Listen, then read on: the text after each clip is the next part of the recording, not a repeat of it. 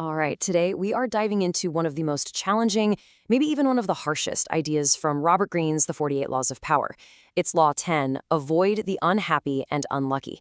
Now, I know that sounds pretty cold on the surface, but let's really dig in and unpack the deep psychology behind this rule. So let me just kick this off with a pretty provocative question for you.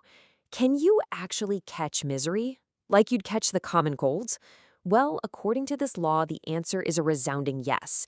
And the emotional infection it talks about can be just as damaging to your life, if not more so. And here is the core judgment of the law, laid out plain and simple. It says emotional states are just as infectious as diseases. Think about that. The people you choose to have around you, the ones you associate with, they have a direct and incredibly powerful impact on your life, your mindset, and yeah, ultimately, your fate. It's a pretty stark warning, isn't it? Getting tangled up with the wrong person isn't just a simple mistake. It can be an absolute disaster. So here's how we're going to break this all down. First, we'll explore this concept of an emotional plague. Then we'll look at the absolutely fascinating and destructive life of a woman named Lola Montez as our main case study. After that, we'll really dissect the traits of what Greene calls an infector, so you can spot them. Then we'll talk about the power of quarantining yourself from them. And then we're going to flip the script and see why you should actively gravitate toward the fortunate.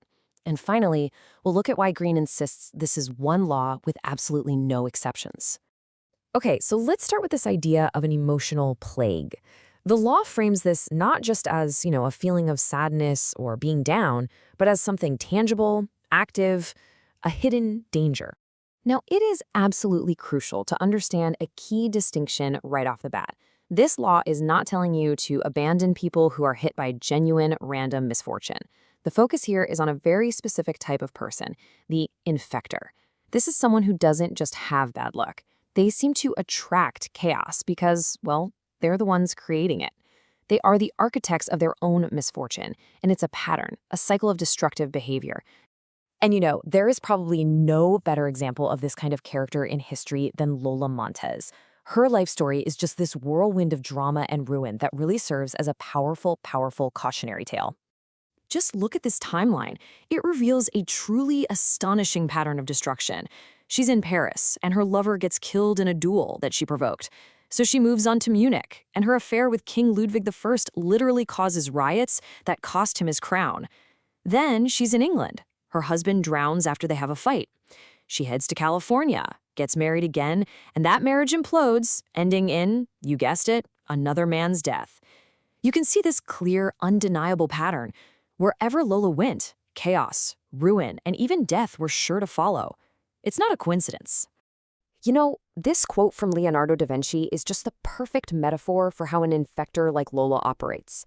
They are like this overgrown plant, right? Its roots quietly work their way into the very foundations of your life, your career, your relationships, and before you even know it, everything you've built just comes crashing down around you. So the obvious question is, why? Why did so many powerful, intelligent men fall for her? Well, it was way more than just beauty. Lola had this magnetic, chaotic energy. Being around her was a total whirlwind of drama and instability. It was confusing, it was upsetting, but it was also intoxicating. She made people intensely intensely alive, pulling them right out of their boring routines just before their entire world came crashing down. And that is the seductive danger of the infector. Okay, so let's move away from Lola's story for a minute and get practical. How can you actually recognize these infecting character types in your own life? What are the red flags you need to be looking for? Here are the key traits to watch out for. Infectors, they just radiate this constant sense of discontent. If you look back, they always have a history littered with drama, broken relationships, and turmoil. They're always the victim, and they never seem to learn from their mistakes. And this is crucial. They have this uncanny ability to make you feel responsible for their self-inflicted problems, pulling you deeper and deeper into their vortex of misery. This little chart here just perfectly captures the core distinction. On one side, you've got someone who's suffering from a temporary, random bit of bad luck.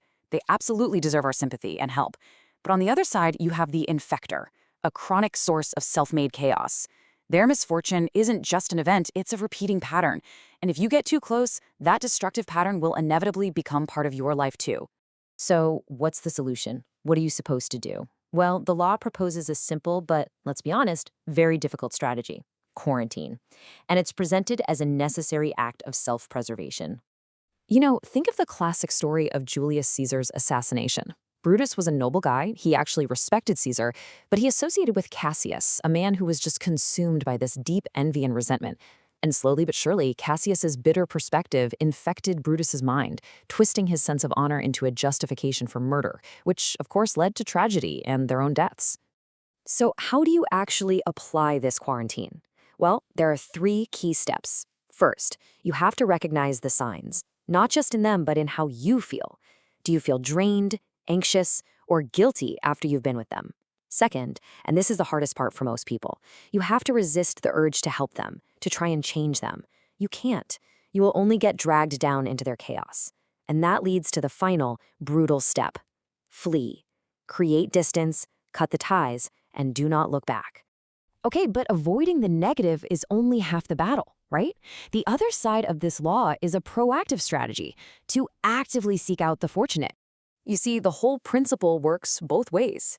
If misery is a disease, then positivity, success, and intelligence are like powerful vitamins. By surrounding yourself with people who embody these traits, you start to absorb them. Their good cheer, their practical wisdom, their good fortune, all of it can start to rub off on you. A fantastic example of this is Napoleon and his minister Talleyrand. Napoleon was a military genius, no question, but he was also kind of coarse and unrefined. Talleyrand, on the other hand, was the absolute pinnacle of aristocratic grace and wit. By keeping Talleyrand close, Napoleon soaked up his courtly manners, which smoothed out his own rough edges and made him far more effective in the world of diplomacy and power. This quote from the 17th century philosopher Baltasar Gracian, it just sums it all up perfectly. Do not die of another's misery. It's a plea for your own emotional and psychological survival. Your life is your own. Choose your associations wisely to make sure you get to live it, rather than perishing in someone else's drama. And that brings us to the final verdict on this law, because unlike a lot of the others in the book, this one is presented as absolute. Yeah, Robert Greene is totally unequivocal on this point. This law has no reversal. There is no situation, no clever angle where associating with an infector is a winning move. The argument is that the emotional and practical cost is always too high. The only way to gain from the power of association is to connect with the positive and the fortunate, period. So we'll end with a question for you to take with you. And this isn't really about judging people. It's about protecting your own energy and your own path in life. Just take a moment and think about your circle. Who lifts you up? Who inspires you? Who makes you feel more capable? And on the flip side, who leaves you feeling drained, anxious, or just worse about yourself? The answer to that question is your first step in applying this very powerful law.